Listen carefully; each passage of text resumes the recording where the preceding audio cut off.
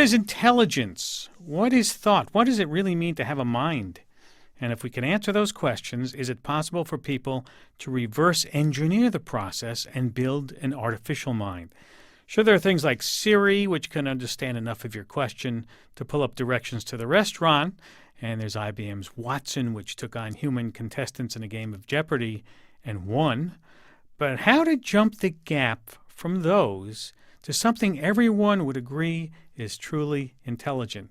Joining me now is Ray Kurzweil. He is a pioneer in the field of artificial intelligence, author of many books, the most recent being How to Create a Mind, The Secret of Human Thought Revealed, just out from Viking. He joins us from our studios at WBUR in Boston. He's not shy about sharing what's on his mind. Welcome back to Science Friday. Yeah, great to be with you again, Ira. What question do you think is the biggest question about our brain, the one that is the most puzzling part? Well, the most important thing is, how does the neocortex work? That is where we do our thinking, and we can now actually see inside our brains with enough precision to see our brain create our thoughts, but also our thoughts create our brain. And that's part of the secret of human thought revealed, that we actually create this grand hierarchy in the neocortex that reflects our ability to recognize patterns, our thoughts, our memories. And I talk about what we know about how that works from a series of both thought experiments that I guide the reader through the latest neuroscience research, and also work in artificial intelligence, including my own work, which at least gives us ideas of how these techniques might work when we see things that work in AI, and some of the examples you mentioned, like Watson. Mm-hmm. Is it possible to reduce everything in the brain to understanding a series of circuits and chemical reactions? Well, I do have a thesis about how the neocortex works, that we have this repeated module, and we have about 300 million of them. And each module does some actually complicated tasks. It can recognize a pattern, and it can recognize it even if the pattern is partly obscured or modified. And it can then also wire itself, literally with actual, interneuronal connections, to create a hierarchy. And we have this very grand hierarchy, from recognizing very simple things at the low level, like edges of objects or the crossbar in a capital A, up to the highest level, like, oh, she's pretty, that's ironic, that's funny. And it's all organized in one hierarchy, and we create that hierarchy ourselves. The neocortex is able to build that hierarchy, and I talk about how that works. And this runs a little bit counter to one idea in neuroscience, says that the neocortex is highly specialized. You got this little region, the fusiform gyrus that recognizes faces, and V1, where the optic nerve spills into, recognizes low-level visual objects. And I cite a lot of research, much of which was very recent, showing not only the plasticity, but the interchangeability of these regions. So one startling result is, what happens to V1, which is, generally recognizes very low-level features like edges of objects in visual images. What happens to it in a congenitally blind person? Does it sit there just doing nothing, hoping that visual images will come in? It actually gets harnessed by the frontal cortex to recognize high-level concepts in language, which is a completely opposite end of the spectrum in terms of complexity. All right, we're going to come back and talk more with Ray Kurzweil, author of How to Create a Mind, The Secret of Human Thought Revealed. 1-800-989-8255 is our number. Stay with us. We're talking today with Ray Kurzweil, author of How to Create a Mind, The Secret of Human Thought Revealed, just out from Viking. Our number, 1-800-989-8255. You can tweet us at SciFri, at SCIFRI.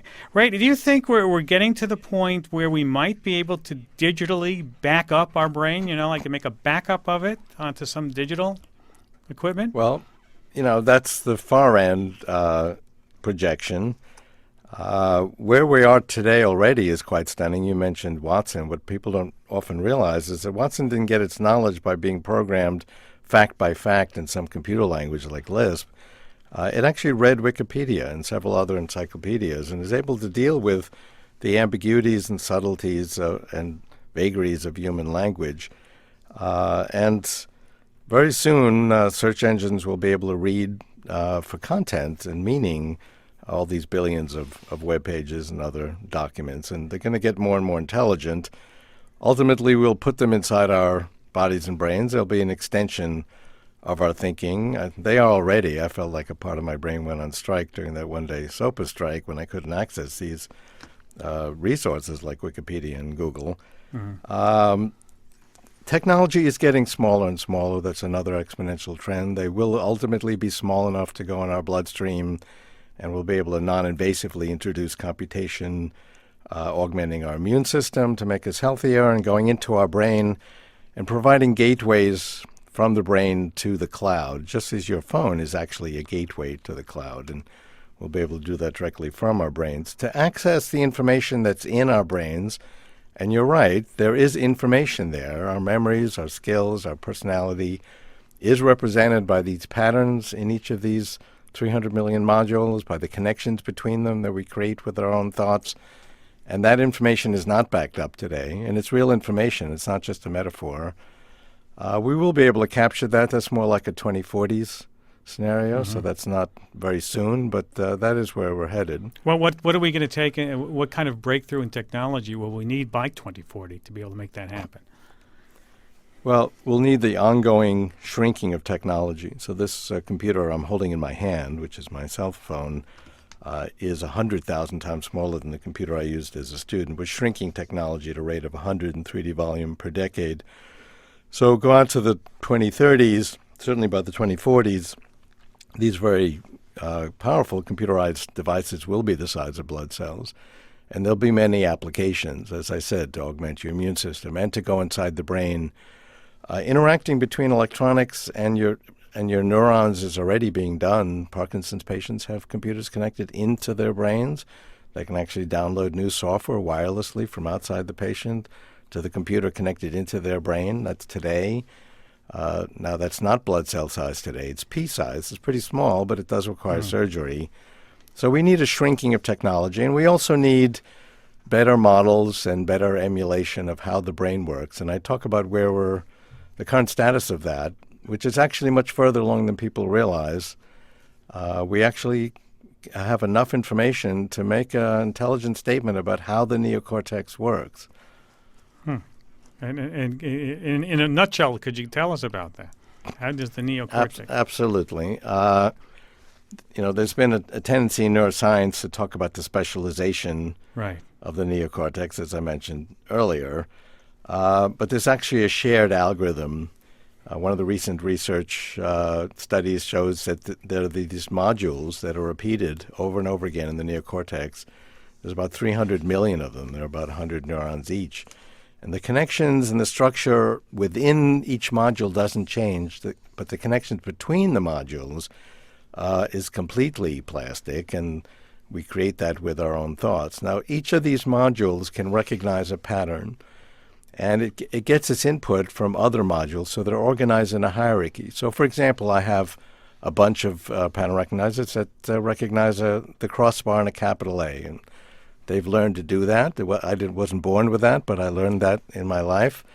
They will signal a high probability that, there's a crossbar and a capital A there. It'll send it up to a higher level, and at the higher level, the pattern recognizer might go, there's a capital A.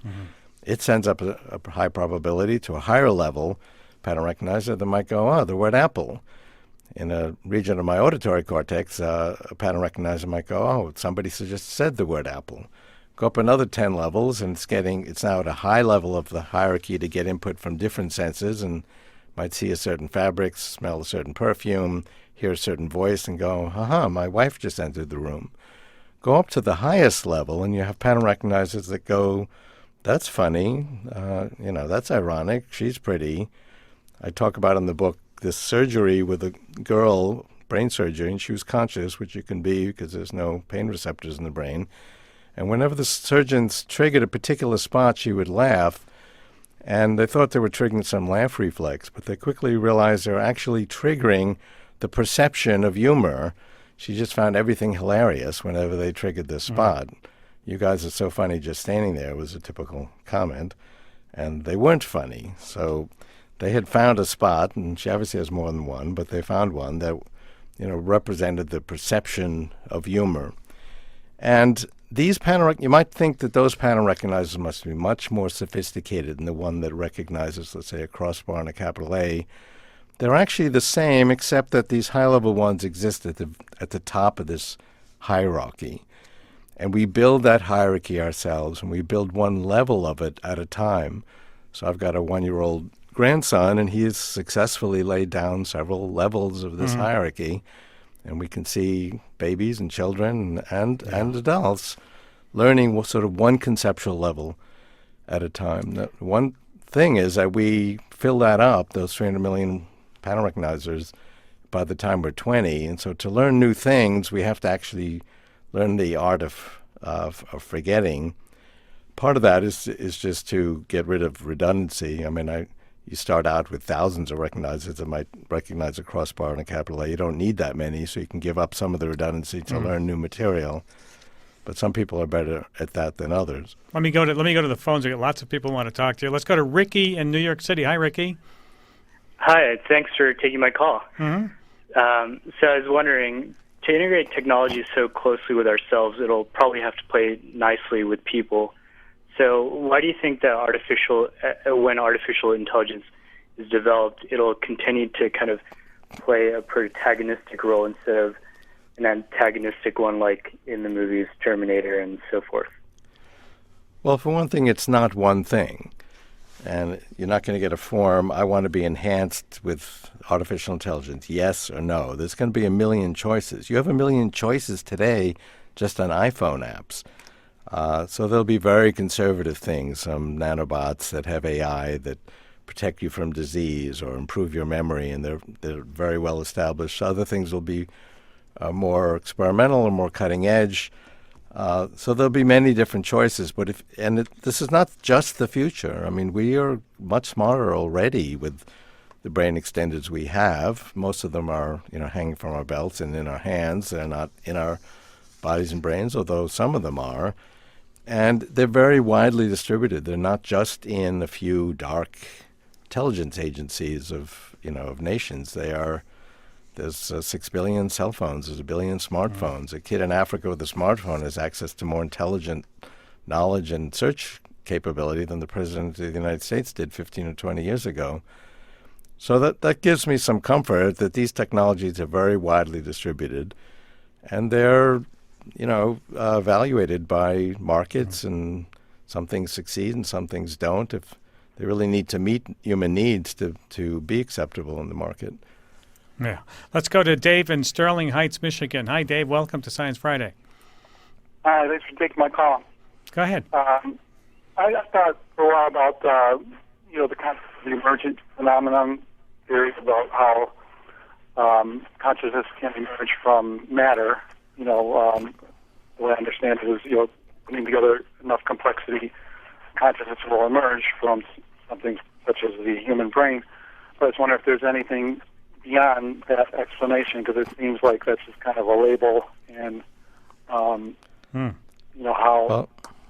as far as our science, there doesn't seem to be any real explanation on how consciousness is out of matter. How could consciousness be transferred to a machine? Also, I think is part of his question. You bring up a great question. It actually goes beyond science. I talk a lot about 3 grand philosophical issues in the book: consciousness, free will, and identity. And ultimately, it cannot be resolved by science alone, which is to say there's no falsifiable experiment you can run to absolutely prove that this entity is conscious and this one isn't. You can't build a machine that some green light goes on, okay, this one's conscious, that doesn't have some philosophical assumptions built into it. And different philosophers would have different assumptions there. We have some shared assumptions about it, but we disagree, for example, on the consciousness of animals or on unborn babies, and this underlies a lot of social controversy. So all the more problem in deciding whether a machine is conscious. Yes, and that's going to be a fundamental issue. I will say that I think machines will emulate human intelligence better than, say, animals do, and my own sort of philosophical leap of faith is that when we encounter an entity that really is convincing that it has the subjective state that it claims to have. So you can meet a character in a video game today that claims to be angry at you, and you don't really believe it because it doesn't have all the subtle cues associated with that. But part of my predictions, by 2029, we will meet very convincing artificial intelligences who have mastered this level of emotional intelligence. And when we believe them, we will accept their consciousness. That's my prediction, and that's my own personal belief. Or it might be something closer to when you see it, you'll know it. Well, that's another way of saying the same thing, right? Yeah. Let me just let everybody know that this is Science Friday from NPR. I'm Ira Flato talking with Ray Kurzweil, author of How to Create a Mind, The Secret of Human Thought Revealed. You've talked before about how advances in technology and biology will push humanity towards something called the singularity. What is it? What is that for people who don't know, and how does the brain science fit in? Well, there's three grand revolutions, all of which have to do with information, all of which are progressing exponentially. Biotechnology, nanotechnology, and artificial intelligence. And the most important one is AI, because intelligence is the most powerful force in the world. It allows us to reshape our lives and our world, to solve problems. We also create new ones. We are going to be able, in my view, to fully emulate human intelligence and then actually make it more powerful, just the way Watson, even though it actually today doesn't read as well as you or I, it can read 200 million pages and remember it all, and has total recall. And so the tremendous scale of computers can be applied to human intelligence and actually go beyond it. Ultimately, AI will be able to access its own design and improve itself and make itself even smarter. In my view, we're going to merge with it, become a hybrid of biological and non-biological intelligence.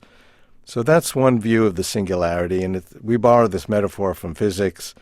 The metaphor is really the event horizon, which it's hard to see beyond because it's so transformative. But you can think of it as a singular change in human history when we make ourselves, a great deal more intelligent than we are today by merging with the intelligence that we're creating, which in turn will be based on these biologically inspired methods that we learn from reverse engineering the brain. Let me get a call in before we have to go. Douglas in Boise, Idaho. Hi, Douglas. Hi, it's a great honor to be on with you and Ray. Hi, Ray. How are you? Great. I've really researched Ray's ideas, and I want to say that in March of this year, Forbes magazine printed an article saying that almost all of Ray's predictions for 2009 were inaccurate. And I personally feel that you present a dystopian idea of the future that most people would object to. And I think it's easy for transhumanists to say, we are talking about such high intellectual matters. We are the torch carriers of the future. We don't have to listen to people who are objecting to our ideas, who are probably less intelligent than we are. And I think that there should be a broader discussion about the theological implications of Ray's ideas. I'd love to hear a TED Talk with Ray and maybe somebody who disagrees with Ray so that we as a society can evaluate the transhumanism that Ray is actually promoting and see if that's really what we want to head towards. Thanks for the call, Ray. Just to set the record straight, I published a 150-page paper on the 2009 predictions that I made in the 1990s in my book, Age of Spiritual Machines. 86% of them were correct. An example of one that was wrong is that we would have cars that could drive themselves, which in fact we did have, but I counted it wrong because you can't really buy one. But you can, if you just Google how my predictions are faring, and you could also put in the word Kurzweil, you can get that essay, which goes through in great detail each one of the predictions. And I'm not familiar with that Forbes article, but that's the reviews of those predictions have in fact been very positive and consistent with that analysis. What about your attempts to live forever? Do you think that's going to come through?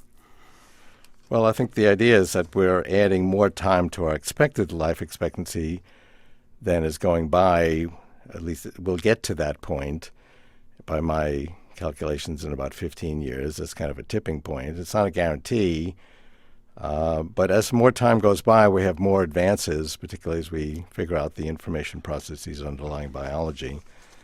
And we'll get to a point where we can actually access and back up the information that comprises our bodies and brains. It's not a metaphor to say there's information in our brains, and right now that's not backed up. We ultimately will be able to do that. That's a 2040 scenario. All right. I've run out of time. If you want to hear more about what Ray's talking about, please read his book. Ray Kurzweil is author of How to Create a Mind, The Secret of Human Thought Revealed. Ray, it's always nice talking to you. Thank you.